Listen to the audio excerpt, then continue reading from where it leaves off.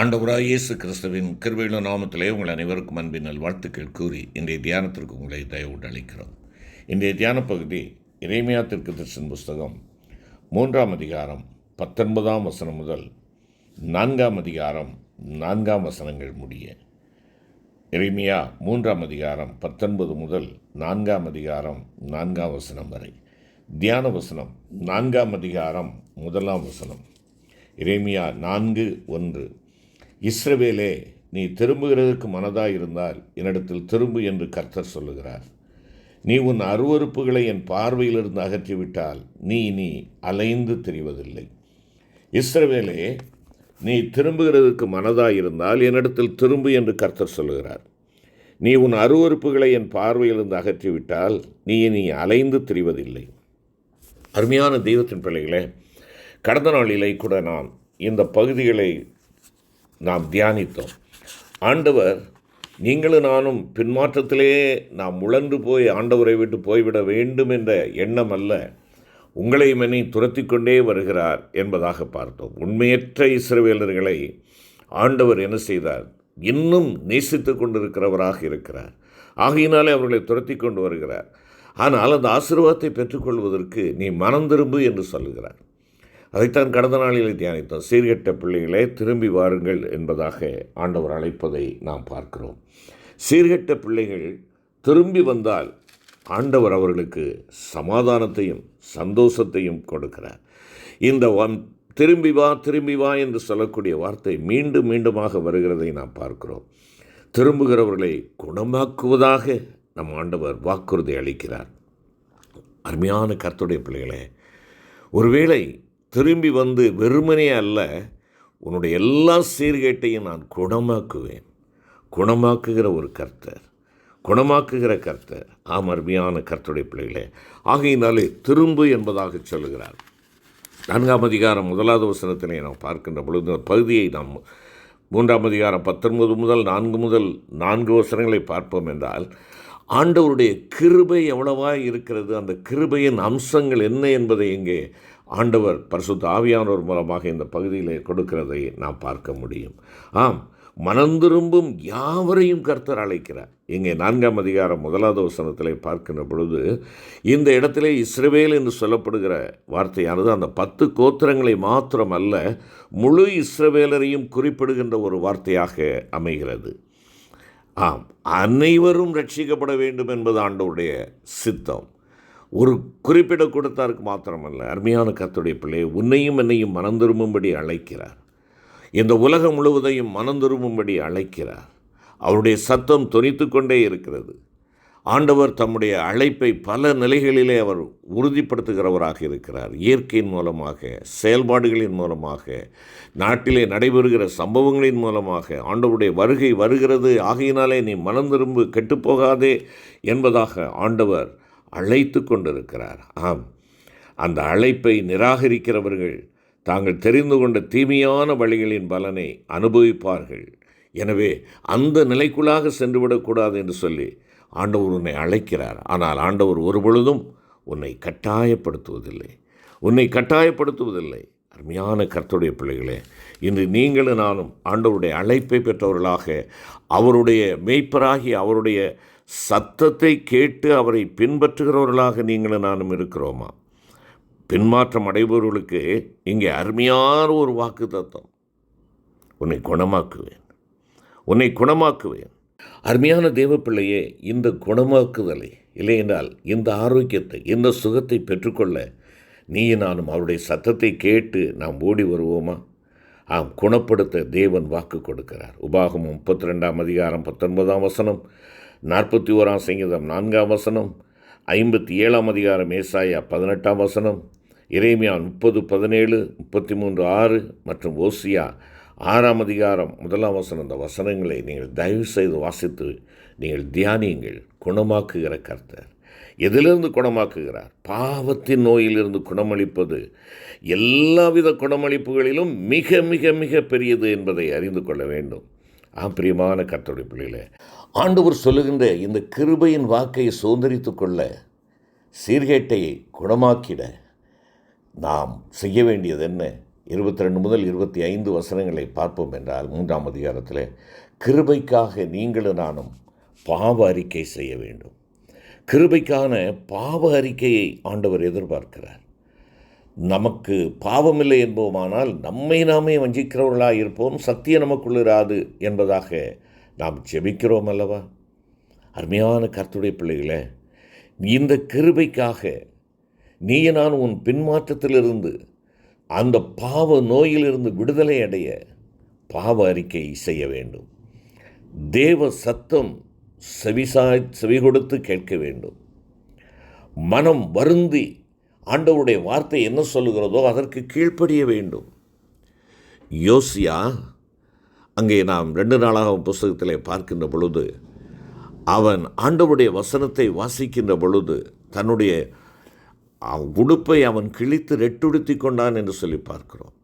வேதத்திலே நியாயப்பிரமாணத்திலே சொல்லப்பட்ட வார்த்தைகளை எவ்வளவாய் நாங்கள் கீழ்ப்படியாமல் போனோம் என்பதை உணர்ந்தவனாக கண்ணீர் விடுகிறான்.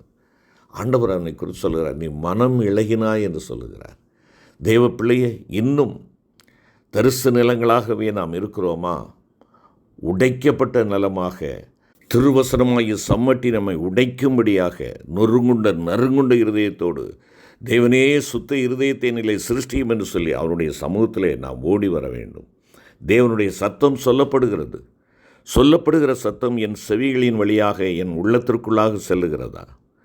அந்த செல்லுகின்ற சத்தம் என்னுடைய உள்ளத்தின் ஆழங்களை பரிசோதித்து பார்க்கிறதா?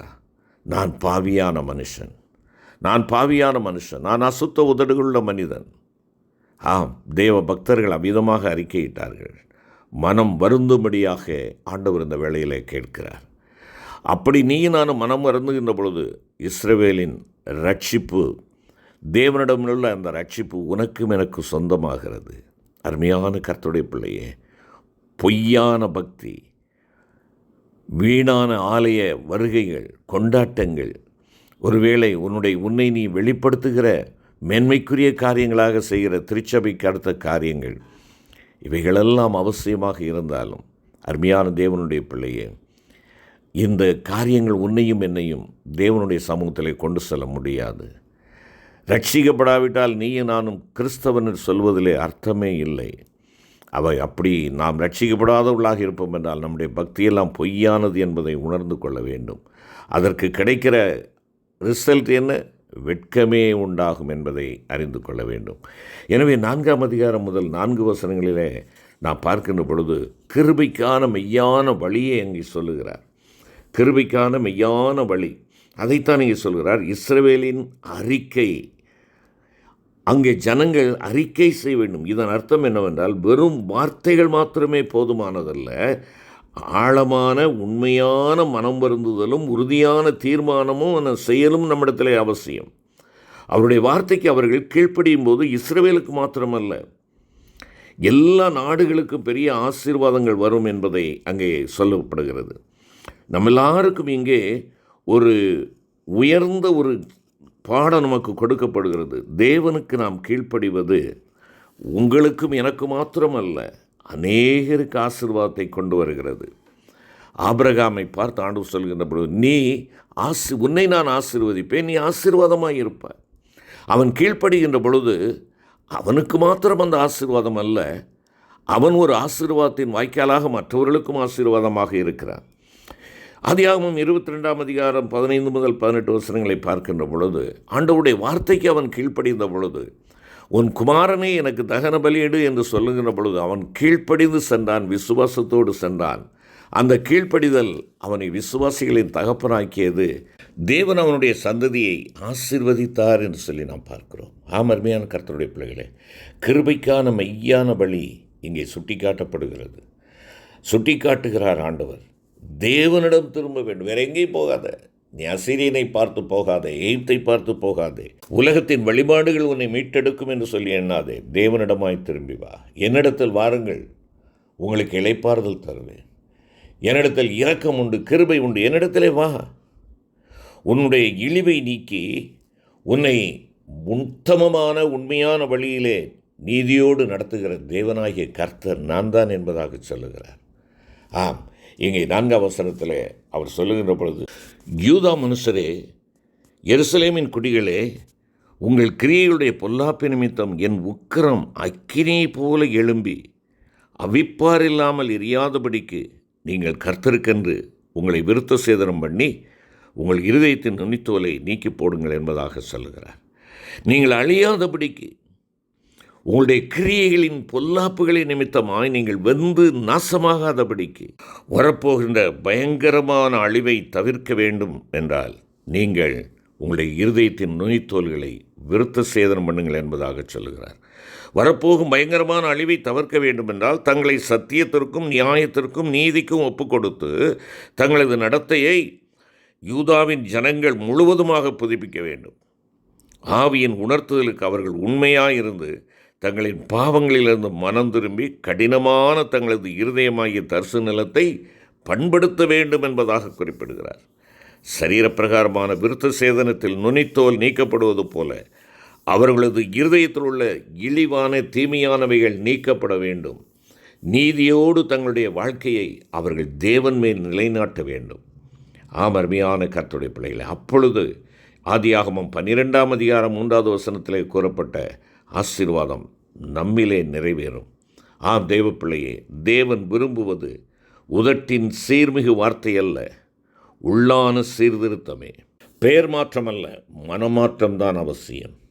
வெளியான விருத்த சேதனம் அல்ல, சடங்காச்சாரங்களும் சமுதாய கடைபிடிப்புகளும் அல்ல, இருதய விருத்த சேதனமே மிக அவசியம். செபிப்போம். கிருபை நிறைந்த ஆண்டவரே, உம்முடைய கிருபையின் வாக்கு எங்களிலே நிறைவேற, எங்களுடைய சீர்கேட்டை குணமாக்குவேன் என்று சொன்ன உம்முடைய வார்த்தைகளிலே நிறைவேற கிருபைக்கான பாவ அறிக்கை செய்கிறவர்களாக, தேவ சத்தத்திற்கு செவி கொடுக்கிறவர்களாக, மனம் வருந்தி ஆண்டவரே எங்களுடைய பொல்லாத வழிகளை விட்டு நாங்கள் திரும்பும்படியாக உம்முடைய பாதத்திலே ஓடி வருகிறோம். அப்பா, கிருபைக்கான மெய் வழியாகிய ஆண்டவரே, நீர் எங்களுக்கு உம்மையே நீர் சுட்டி காட்டுகிறீர். உம்மிடத்திலே திரும்பி வருகிறோம், உம்மிடம் மாத்திரமே திரும்பி வருகிறோம். எங்களுடைய இழிவை இதயத்திலிருந்து நீக்கி எங்களை விருத்த சேதனம் பண்ணி உமக்கு உகந்த ஒரு சாட்சியாய் வாழ கிருபை தாரும்.